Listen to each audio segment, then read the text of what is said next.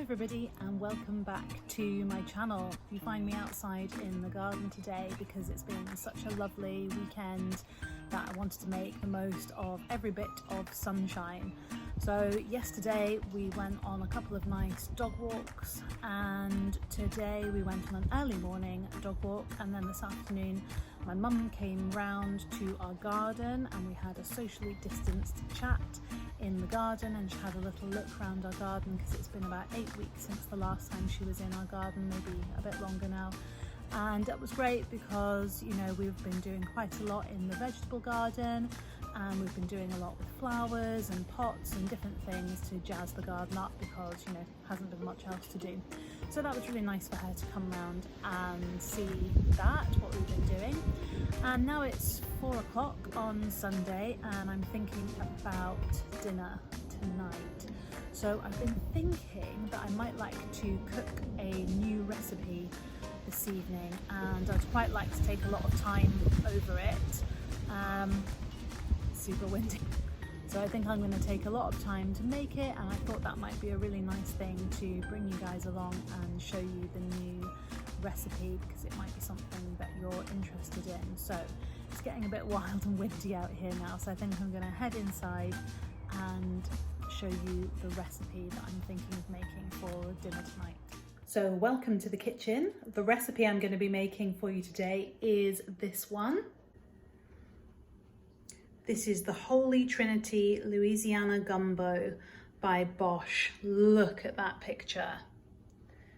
That looks absolutely delicious. If mine turns out anything like that, I'm going to be so happy.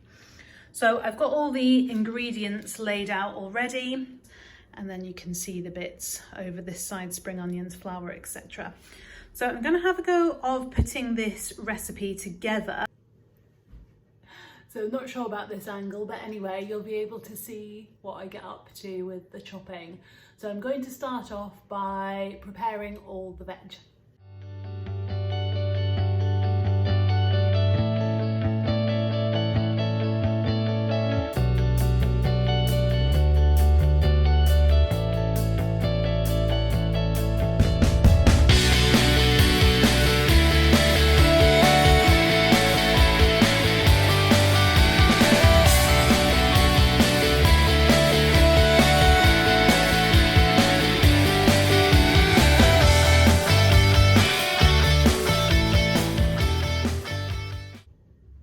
So as you guys know from my last video, I'm not actually a huge fan of mushrooms, so I'm not going to use the same amount that they actually say to in the recipe. I'm just going to do this much, and I've cut them up way smaller than they ask to in the recipe, so they blend in a little bit more, because I know the eagle-eyed amongst you will be like, pretty sure in your video you said you don't like mushrooms. You are right. I do like them, it just depends on how they're cooked, so this will be an experiment for me, but I've cut them smaller and I've used less.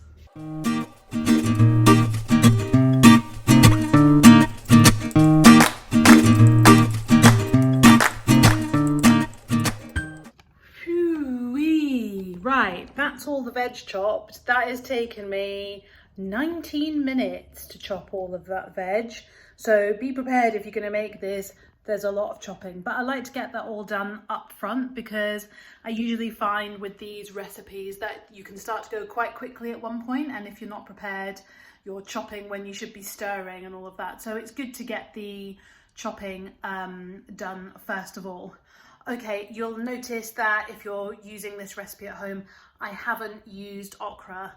Such a shame, because I love okra, but they didn't have any when I went to the shop.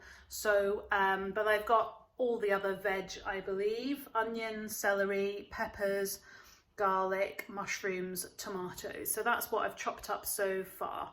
Okay, so the next step is to cook it all up in the casserole dish. Bet you guys are loving these angles, but you know, learning on the job. So now I'm going to start putting it all together. This is the front cover of the book, by the way, Bish Bash Bosh. So this is the second Bosh cookbook, well, the second one that I know of anyway. So put the casserole dish on medium heat, pour in some oil. Once the dish is hot, add onions, celery, peppers, 1/4 teaspoon of salt, and sweat for 10 minutes until soft. So I always do the onions first, just even if it's for a couple of minutes on their own. I always just think that makes it better. I've got another recipe that I follow, and it was something like put lentils and onions in at the same time, and it just doesn't cook the onions as well as they could be, in my opinion. So I like to adapt these recipes to do the things that I've learned that I like.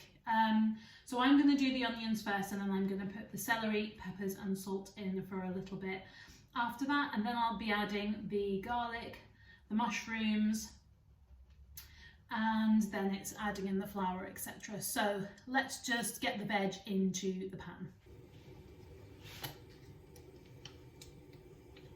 Not a huge fan of measuring, by the way, just chuck it in. To test if the pan's hot enough, I'm just going to drop in this little bit of onion. Oils. Now, I've always used olive oil, but actually I know that there's like different smoking points for oils. I do have some avocado oil, and we have different things like sesame oil and that kind of thing. But for this kind of cooking, I always use olive oil, but I don't really think that's actually the healthiest thing to use. I know it's probably quite a controversial subject. I just wondered if anybody could tell me what oils, like a guide to oils, like what kind of oils you should be using for different types of cooking. I can see I've got some coconut oil up there as well. Is that going to make all my food taste Caribbean? Who knows? I use it sometimes, but I'm always a bit dubious, so I just stick to the old olive oil because I like it. But I've heard it's not great for you. So anyway, right, surely this is hot enough by now. Yep, there's the good noise. Right, let's get this onion in. You know what, guys? Made a bit of a rookie error here. I pretty much filled this pan with onions. I think I'm going to have to swap and get the big boy pan down. Darn it, why didn't I start with that? I knew this wasn't going to go swimmingly. Okay, so another tip for this recipe, you're going to need a huge cast iron pan. This is a big one. My mum gave me this. None of this like messing around small pans. This is a huge pan. That picture, let me just show you that picture of the gumbo again. It looks like a small little pan. There's no way that that tiny pan, look at his hands next to the side of the pan. There's no way that that amount of food is in that tiny little pan. Just saying. So get your big boy pans out, guys. Fun fact, my husband Mark hates celery, but if it's like hidden enough and really cooked, I think we're going to get away with it. But it does make a difference to the base of food having celery, so hopefully you won't notice. Guys, I just got myself a really refreshing drink. This is ice, frozen raspberries, lime and tonic, sadly no gin. Honestly, that's so refreshing. Right, you see this now? So this is the onions, the celery and the peppers. Remember, in the recipe they're actually supposed to be green peppers, but I didn't have any green peppers. Is it kind of weird that I'm making a gumbo? To be honest, I don't really know what a gumbo is, but is it weird that I'm making gumbo on a hot day? Thinking about it, it's probably a food for a cold day. Maybe I should have made something else, but I've been making so many salads recently, it's quite nice to actually cook something. I think by the time we actually eat this tonight, it'll be fine. I was just thinking about that when I was looking at it. I was like, oh, looks like a winter warmer. Except it's June. June? No, 31st of May today, June tomorrow. And we're eating gumbo. Okay, next up, garlic and mushrooms. The okra is supposed to go in at this point as well, but we ain't got it. So we've got onions, celery, red peppers, which should be green, cooked for 10 mins, and then we've popped in the mushrooms and the garlic, and there should be some okra in there, which I don't have, for another 7 mins. I thought that the mushrooms looked pretty done after about 5 mins, so I'm going to go ahead and do the next step, which is to add 4 tablespoons of plain flour. It feels like quite a weird thing to add straight in to the veg. Let me check. It's right, and I've got to constantly stir it now. Have you seen the girl? She's here. Oh, she's such a good girl.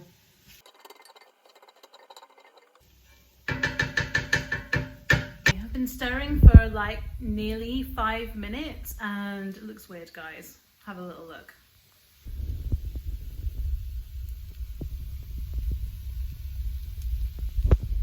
But it says constantly stir, and it also says don't be tempted to take it off too soon. What does it say? Don't stop cooking too early. That's what it says. So I've got to give it 5 to 7 minutes. How do I know when it's too early though? You know when people write these chefy things and like you're not a chef? I mean, how am I going to know apart from when it starts to actually like look burnt? So I'm just going to keep on going because I like to think that I'm just adding in flavour, you know? Let's hope so. Right, that's been about 6 minutes, which is, you know, halfway between 5 to 7 minutes. So now I'm going to move on to the next step.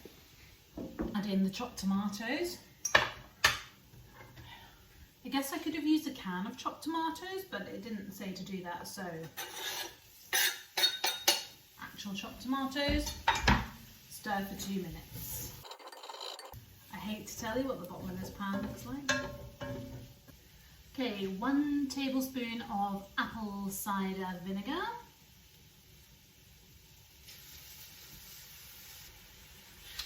2 sprigs of fresh thyme. Do you put them in like this? Or do you like pull the leaves off? I feel like the stalk's going to be quite woody, so I'm just gonna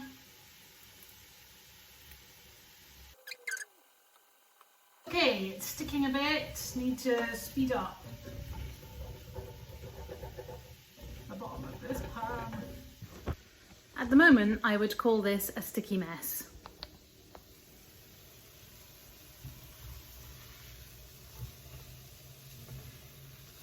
Look at the bottom of my pan. 750 ml of vegetable stock. Hopefully that will stop it sticking to the bottom of the pan. 2 bay leaves. How very decadent. Most things I make only have 1. 2 bay leaves. And a can of kidney beans, which I have just drained and rinsed. I'm going to give it all a good mix. Guys, this looks weird. I'm not going to lie. The flour, like stuck. And now I'm just going to leave it to simmer for 35 to 40 minutes. So I'm just tidying up the ingredients and I realised that I've got tomato paste left over, which I haven't used, and I looked through the recipe and it doesn't actually tell you when to add it. I'm assuming it's probably supposed to go in with the spices, I would imagine, but it didn't tell me to put it in, therefore it hasn't gone in. So I'm imagining that the rich tomatoey flavour is not going to be as it should be. Should I bung it in now is the question. Just squidge a bit in. Guess it won't make any difference. I'll let you know what I decide. Right, it's cooking away on the top. I'll speak to you on the side. Just while I'm here in the kitchen, don't know if anybody's interested, but I thought I might just show you inside one of my cupboards. Just one. Look, this is not a kitchen that I'm particularly proud of. This is the kitchen that we've had in this house since we moved in, but it is on our list of things to renovate, which will hopefully be coming up at some point. But anyway, for now, we've got a very 90s kitchen, but do you know what? Who cares? It functions really well and I'm not complaining because it does a good job, and you know, we can cook stuff in here, so I'm quite happy with it at the moment. But at the beginning of lockdown, I had a bit of sesh on my kitchen cupboard and I just wanted to share it basically. Here she is, the meagre kitchen cupboard. Let's have a look. Ta-da! Ta-da! Right, one day this will be a pantry, but for now, the spice rack. La la! In all its glory. I use spices every single day in pretty much everything I cook, and now I can get to them all really easily, which is good. A couple of extras up here. These dudes. Oh yes. Oh yes. Love that. Up here for the high ones when you're a short person. Oh. Uh-oh. But anyway, you get the idea. Mark's been at this cupboard. This is the problem. When he puts stuff away, it doesn't spin, which is very annoying. And tea. Love it. This. If you're into teas, I got it every tea by Bluebird Tea Company and by Whittards that you can ever think of. Anyway, and up here as well, there's my cheating. I'm not gonna spin this. Oh, I am gonna spin this. Mark's been at this again. Oh, it's not too bad here. Anyway, I know that's weird, but I just wanted to show somebody. I'm annoyed about this. Need to fix it. Okay, that's all. Oh, actually it's not all. Just show you one other thing. This. The jars. We've got everything up here. We've got chia seeds, cacao nibs, hemp seeds. That's not apricots, it's actually pumpkin seeds. I need to change the labels. Walnuts, Brazil nuts, macadamias, sunflower seeds, my porridge oats, some pistachios, some orchid mist. We definitely wouldn't recommend eating that. But yeah, these are probably the only two corners of the kitchen that I'm happy with. Potentially this one. Here. Here's the gumbo. What a dude. I tell you what, it is sticking. You gotta be on this with the stirring. It's been 30 minutes since I put the gumbo on to simmer. It was really sticking to the bottom and it reduced really quickly. So this is what it currently looks like. It's very, very thick. That'll be the flour. So we'll be having this for dinner tonight. Later on. It's only 5:45 now. Mark's just gone out to mow the grass, so it'll be a while before we have this. Plus it's quite hearty, quite wintry and hearty. Should have thought about that before I decided this is what I was going to make, but anyhow, never mind. It's still very healthy, which is what we want. So I have chopped up some spring onions and I've just put them here in a tiny little pot.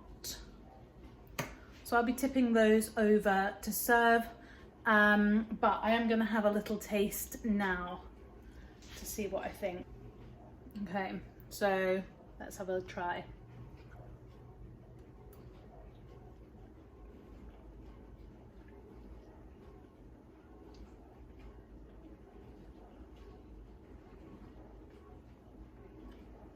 It's hot.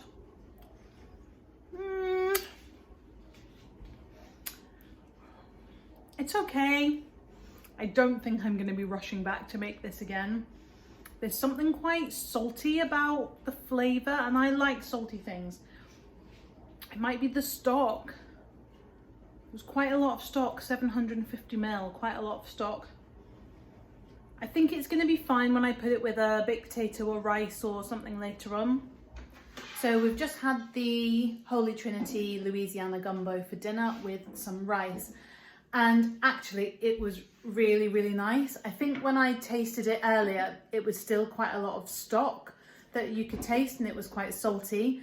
But when we left it for a little bit, and then we had it like an hour and a half later, it was really, really nice, but it was definitely a winter dish. So I would highly recommend it, but maybe wait for those colder months to come in. Okay, I just wanted to update you on that. Bye.